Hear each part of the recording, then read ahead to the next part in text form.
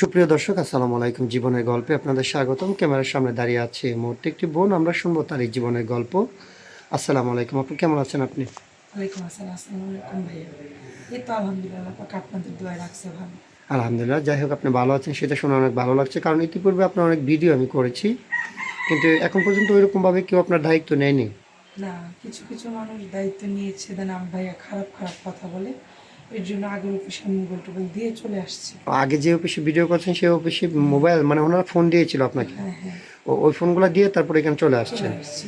আচ্ছা আচ্ছা, আপনি চাচ্ছেন না এমন বাজে কোনো মানুষের সাথে আপনার না, জীবনটা, লাইফটা কাটাতে? হ্যাঁ আমি চাই আমার লাইফে এরকম একজন মানুষ আসুক যে আমার দেহকে না, আমাকে ভালোবাসে, আমার মনকে মনকে ভালোবাসে। ভালোবাসবে। আর আমাকে ভালোবাসে তো আমার দেহ সে পাবে, তাই হ্যাঁ, না? অবশ্যই, অবশ্যই। আচ্ছা যাই হোক, এখন কথা হচ্ছে ইনশাআল্লাহ সমস্যা নাই। আপনার স্টোরিটা একটু বললে ভালো হইতো। অনেকে আপনাকে চিনে, অনেকে যারা আপনাকে চিনে না তারা তো হয়তো আপনার ব্যাকগ্রাউন্ডটা জানতে চাইবে। আপনার বাড়ি কোথায়, কোথা থেকে এসেছেন? আমার বাসা ঠাকুরগাঁও। জি। আমি ঠাকুরগাঁও থেকে এসেছি। আমার নাম মিষ্টি ইসলাম। আমি ইন্টার পর্যন্ত লেখাপড়া করেছি মাদ্রাসার লাইনে। মাদ্রাসা লাইনে। আমার ৫ বছর বয়সে আমার মা মারা গেছে। আমার বাবার প্যারালাইজ। আমি ছোটো থেকে লাতুষ্টা খেয়ে মাদ্রাসায় বড় হয়েছি। তারপর যখন ভাইয়া লেখাপড়া শেষ হয়েছে আর টাকা পয়সা দিচ্ছে না, ওখানে তো রাখবে না। তারপর বাসায় আসার পর থেকে অত্যাচার শুরু হলো আমার সৎমা। ছোটোবেলা অত্যাচারের জন্য আব্বু আমাকে দূরে রাখছে। জি, জি। এখন আব্বুর হলো গিয়ে প্যারালাইজ, উনি তো আর আমাকে দেখে শুনে রাখবেন, ওনাকেই দেখতে হয় আরেকজন। রাত্রে ৩টা বাজে আমার মা আমাকে অনেক মারধর করে বাসা থেকে বের করে দিয়েছে। তো আমার যাওয়ার কোনো জায়গা ছিল না, আমার শরীরে রক্ত টক্ত ছিল, আমার মাথা ফাটাই ফেলছে, জি। আমার মাথায় একটা দাগ আছে ফুলে দেখা। আচ্ছা, আচ্ছা, আচ্ছা। এটা তারপর আমি আমার যে বান্ধবীর সাথে লেখাপড়া করতাম ওর বাসায় গেছি। এখান থেকে ওর বাসায় আছি, ওর হাজব্যান্ড ইটালি থাকে, তো 2টা বাচ্চা নিয়ে থাকে। তো ওই একা একা, এর জন্য ওর বাসাতেই আছি। তারপর ওই আপনাদের মানে এখন বর্তমানে আপনি আপনার বান্ধবীর বাসায় বান্ধবীর আছেন। বাসায় আছি।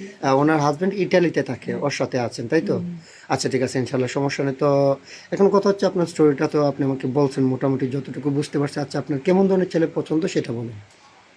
ভাইয়া, বয়স কোনো ম্যাটার করে না। বয়স্ক মানুষ হোক আর যাই হোক, আমি কখনো কোনো ইয়াং ছেলের কাছে বিয়ে বসবো না। আর আমার জন্য যদি কোনো সৎ বাচ্চা থাকে তাহলে আমি আরও বেশি খুশি হব। কেননা আমার সৎ মা আমাকে এরকম অত্যাচার করছে, আমি দেখিয়ে দিয়েছি আমার সৎ মাকে যে সৎ বাচ্চাও মা হওয়া যায়, মানে জি, সৎ জি। বাচ্চার মা হওয়া যায়।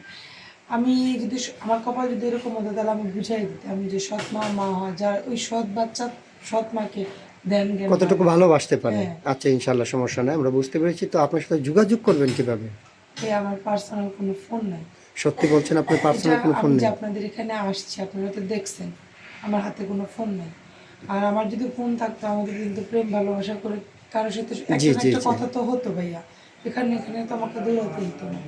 আর আমার মানুষের বাজে কথা শুনতেও হতো না। তো আমি বলি যে আমার দায়িত্ব নেবে সারা জীবনের জন্য, সে যদি আমাকে ভালোবাসা দিয়ে আগলে রাখে, আমি তাকে মানে আল্লাহর পরে যতটুকু সম্মান দিতে হয় ওনাকে দিব। দিবেন। তো আমার একজন ভালো মনের ভালো চরিত্রের মানুষ চাই যে আমাকে নিয়ে, বিয়ে আছে বউ আছে বাচ্চা থাকলে সমস্যা নেই। আচ্ছা, আচ্ছা, ঠিক আছে, একটা বুঝতে ছেলে পেরেছি। 4টে বিয়ে করতে পারে।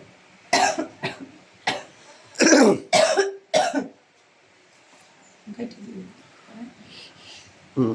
একটা একটা বলেন যে একটা ছেলে ৪ টা বিয়ে করতে পারে। একটা ছেলে 4টা বিয়ে করতে পারে, যেহেতু আমাদের হাদিসে আছে।